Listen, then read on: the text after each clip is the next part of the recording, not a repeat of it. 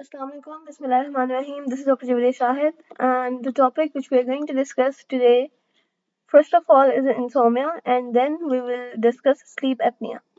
First of all, let's start with insomnia. That insomnia को आसान अल्फाज में कहते हैं sleeplessness.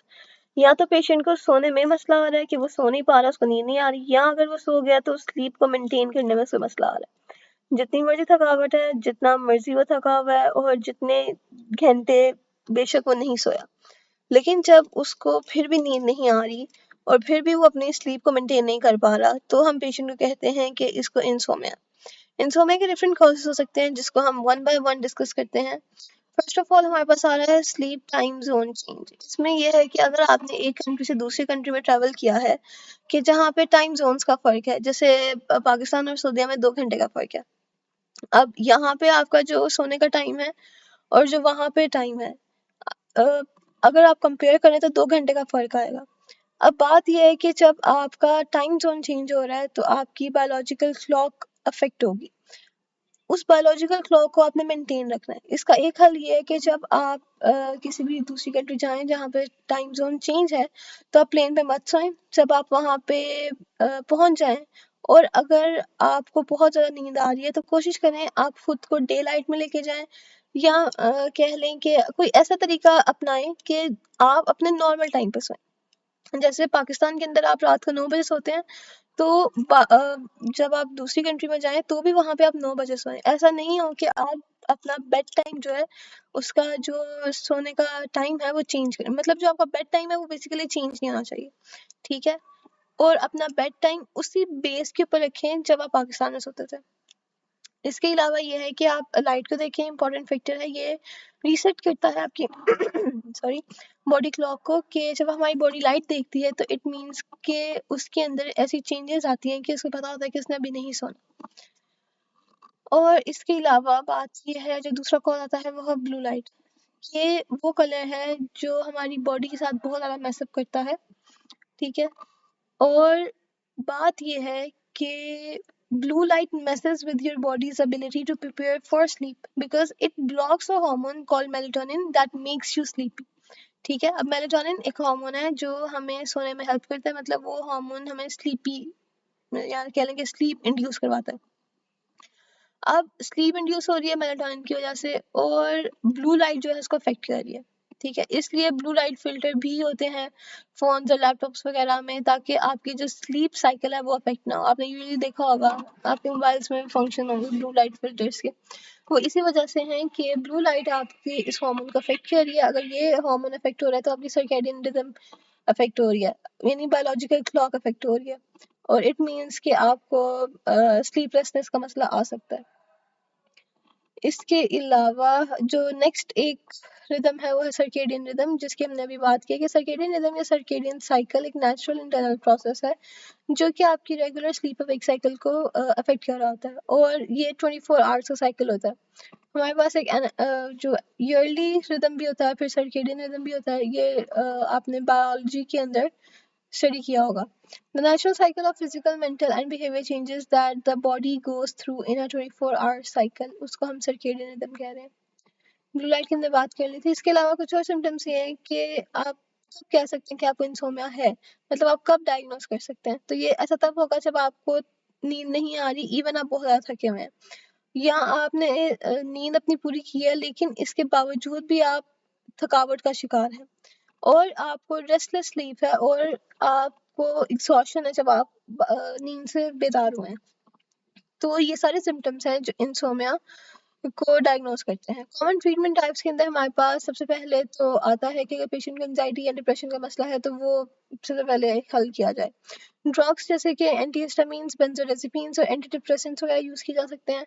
नॉन मेडिकल मेथड्स में हमारे पास कॉग्निटिव बिहेवियर थेरेपी, ये कह लें कि वर्बल थेरेपी है, फिर रिलैक्सेशन टेक्निक्स, ये भी यूज़ की जा सकती हैं इंसोमिया को ट्रीट करने के लिए। उसके अलावा लाइफस्टाइल चेंजेस बहुत ज़रूरी हैं कि आपने सोने से पहले कैफीन नहीं लेनी, इवन आप कैफीन को कट कर दें टोटली तो ज़्यादा बेहतर रहेगा, ताकि आपकी वो रिदम के साथ अफेक्ट ना हो।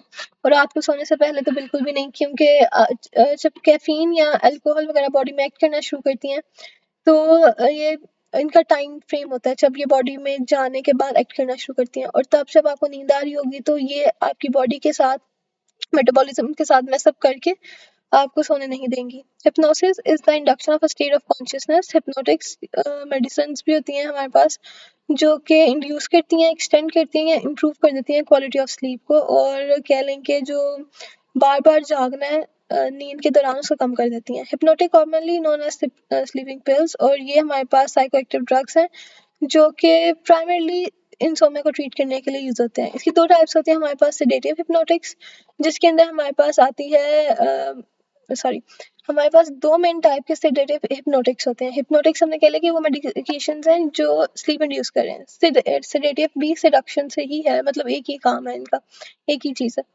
इसके अंदर हमारे पास बेंजोडाइजेपिन्स और जी ड्रग्स आ जाते हैं। अब कॉमन बेंजोडाइजेपिन्स के अंदर हमारे पास ज़ैनेक्स है। ज़ैनेक्स बहुत एक कॉमन मेडिकेशन है। अल्प्राजोलाम जिसका फॉर्मूला है। फिर हमारे पास रेजिपाम, ओलोराजिपाम, ये सारी बहुत कॉमन मेडिकेशंस हैं। जी ड्रग्स जिसके अंदर हमारे पास नॉन बेंजोडाइजेपिन्स है, इसके अंदर हमारे पास ज़ेलिपेलोन और ज़ोलपीडाम आते हैं। इसको हम जी ड्रग्स कहते हैं। जो स्लीपिंग पिल्स हैं वो हेल्प आउट कर सकती हैं जब आप स्ट्रेस हैं या ट्रैवल कर रहे हैं एक कंट्री से दूसरी कंट्री में, स्लीप डिस्ट्रप्शंस हैं, उसमें भी हेल्प आउट कर सकती हैं। लेकिन लॉन्ग टर्म इंसोम्निया को ट्रीट करने के लिए बेहतर यही है कि आप अपनी लाइफस्टाइल पे फोकस करें। कैफीन वगैरह मत लें, सिगरेट्स ना लें, अल्कोहल्स ना लें। इसके अलावा कह लें कि अपनी स्लीप क्वालिटी को बेहतर करने से पहले खुद को थोड़ा थकाएं ताकि आपको थकावट से नींद आए, और फिर बिहेवियर थेरेपी वगैरह ली जाए। और अगर अंडरलाइंग कॉजेज हैं जैसे एंजाइटी या डिप्रेशन, वो मेजर मतलब फोकस है कि उनको ट्रीट किया जाए ताकि आपकी स्लीप साइकिल बेहतर हो सके, और दिमाग को स्ट्रेस वगैरह से, ओवर थिंकिंग से प्रिवेंट करें।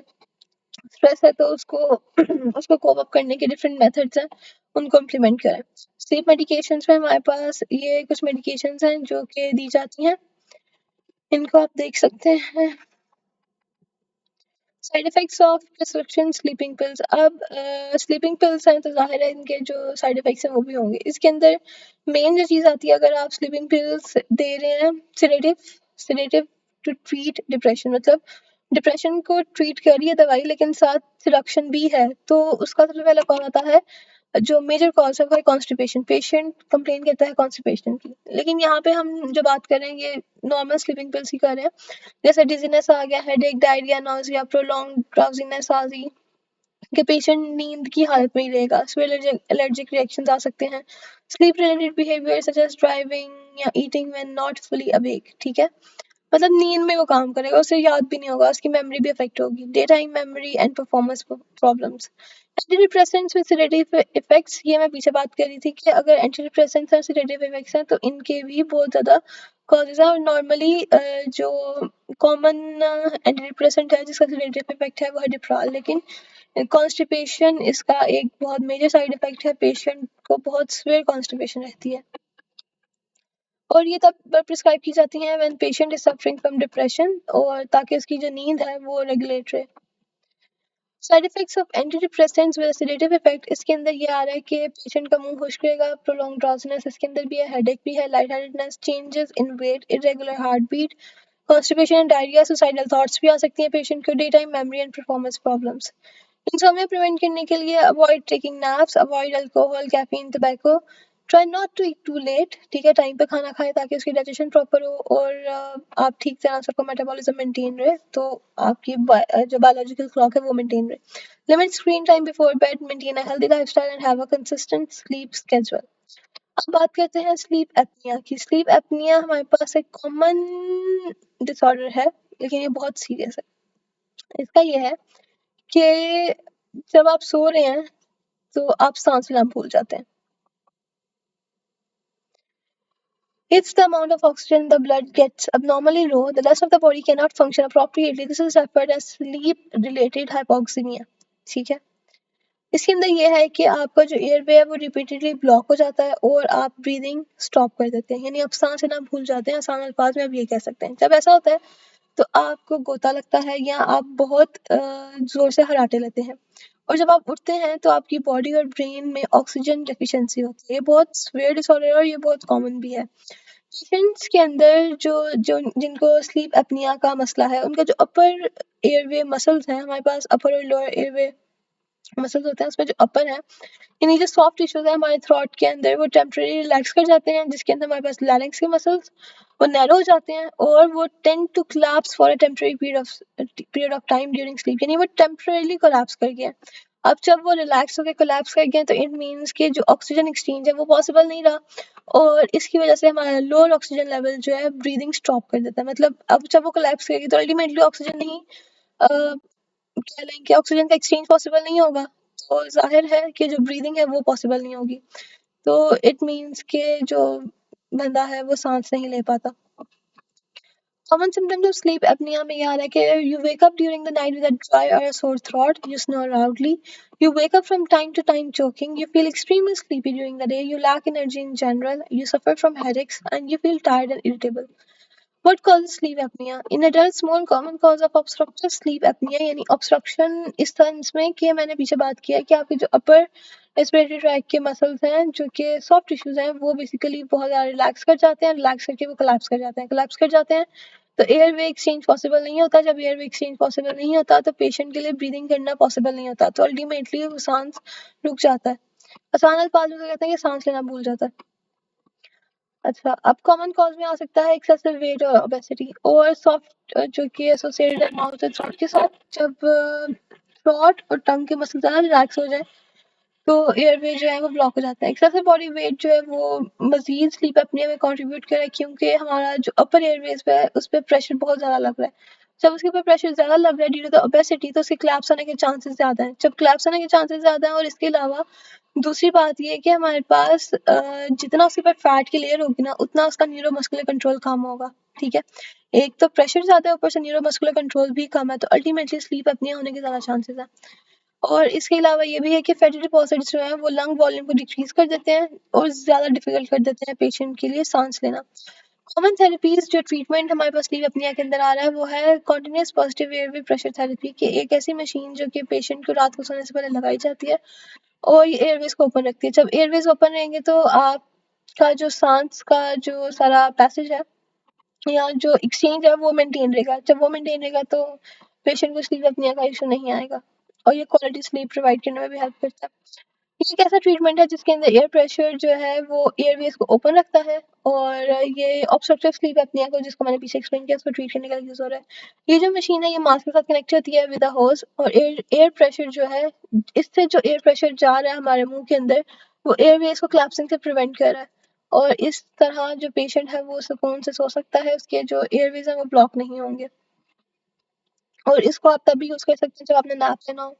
इसके बेनिफिट्स ये हैं कि स्लीप की क्वालिटी को इम्प्रूव करेगा, आपको थकावट नहीं रहेगी, आपकी मेमोरी इम्प्रूव होगी, रिस्क ऑफ हार्ट डिजीजेस कम होंगे और डे टाइम में आपको नींद नहीं आएगी, आपकी क्वालिटी ऑफ लाइफ और मूड इम्प्रूव रहेगा। डेफिनेटली अगर आपकी नींद पूरी है तो आप फ्रेश रहेंगे और इसके 50 और बेनिफिट्स हैं जैसे कि मेमोरी वगैरह, क्योंकि मेमोरी इस तरह से कि जब आप सोते हैं तो आपका जो ब्रेन है वो रिकॉलिंग मतलब सब मेमोरी जो है वो स्टोर करता है। अगर आपकी नींद नहीं पूरी हो रही काफ़ी दिनों से तो आपकी मेमोरी अफेक्ट होती है। वो लोग जो ठीक तरह से नींद पूरी नहीं करते उनकी मेमोरी शॉर्ट टर्म मेमोरी वगैरह बहुत अफेक्ट होती है। कॉमन ट्रीटमेंट ऑफ स्लीप अपनिया के अंदर आ रहा है कि वेट लॉस मैनेजमेंट प्रोग्राम, क्योंकि मेन कॉज इसका ओबेसिटी और ओबेसिटी आ रहा है यानी excessive weight gain. Losing weight may help to improve eliminate your symptoms if you're obese or overweight.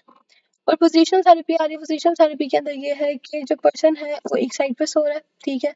जो ऐसे लोग हैं उनको ये कहा जाता है कि वो साइड पे सो यानी पोजिशनल थेरेपी यूज करें और ये ऐसा डिवाइस है जो कि आपको एक ही साइड पे सोने में हेल्प करता है। जैसे यहाँ पे आप पिक्चर में देख सकते हैं कि इसकी ये वाली पोजीशन मेंटेन है, क्योंकि अगर पेशेंट सीधा सोएगा तो उसके जो एयरवे कोलैप्स करने के चांसेस हैं वो ज़्यादा होते हैं। So that was all about today's lecture. I have explained sleep apnea and its treatment. Moreover, I have explained insomnia and its treatment. I hope the causes and everything is being clear to you and nothing